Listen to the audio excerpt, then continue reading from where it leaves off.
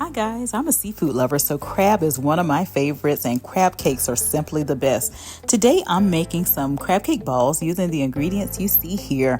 The full recipe and the measurements are in the description if you'd like to try it, so just check it out over there.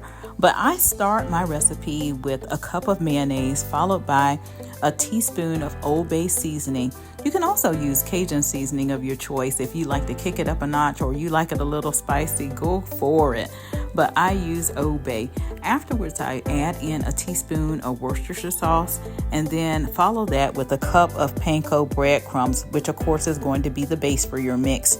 Afterwards, I add in a teaspoon of paprika, and then I follow that with some brown mustard and just a little sprig of lemon juice, because the lemon juice adds that flavor and brings it all together.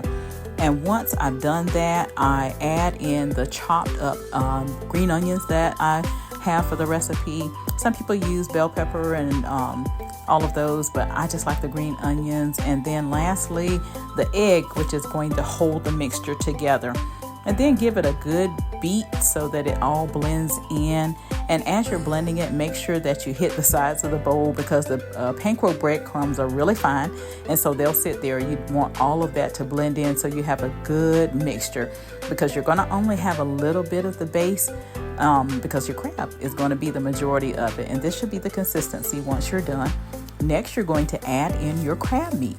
And once you add in your crab meat, you're going to just stir those in gently, because you want the lumps to stay lumps as you're adding it into the mixture. And you're just going to stir it gently just to make sure it gets coated and make sure crab is everywhere, because when you're making crab cake balls, you want crab. And this is what it looks like once you're done. You should see white crab flakes everywhere when you're done mixing, but have the mixture in with everything. And so I make my crab cake balls using an ice cream scoop. So basically I scoop it up and then pat it into a little ball and put it on my plate to prepare it to go into the fridge where it's going to sit up. So there's what it looks like when it's patted into a ball. And my mixture actually makes about 10 crab cake balls, as you see here. And so once they're all done, I put them on the plate. And then I prepare them to go into the fridge there, right there with my almond milk. And it goes in the fridge for about 30 minutes or 30 minutes to an hour, just to set up really well. And once it's set up well, you put it on the pan to get ready to go into the air fryer next. And so I give it a little space in between, not because they're going to expand. They're not going to expand, but just so that as the air fryer is cooking them, they have the air in between them really well. And so this is going to go into the air fryer for about 10 minutes at 375. And this is what it's looked like when it comes out.